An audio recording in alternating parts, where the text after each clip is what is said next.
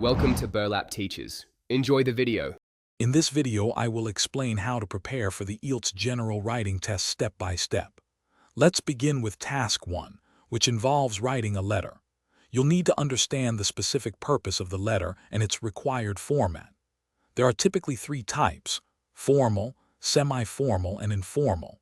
Your goal is to write at least 150 words, so practice expanding your ideas clearly and concisely. For Task 1, focus on structuring your letter logically. Start with an introduction, develop your points in 2 or 3 body paragraphs, and conclude appropriately.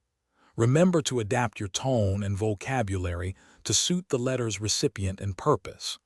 Time management is crucial. Aim to complete this task within 20 minutes to leave ample time for Task 2. Moving on to Task 2, this section requires you to write an essay in response to a given topic. It's essential to develop a strong thesis statement that clearly outlines your main argument. Support your points with relevant examples and evidence to make your essay persuasive. Ensure your response is at least 250 words to fully address the prompt. To excel in Task 2, always plan your essay before writing.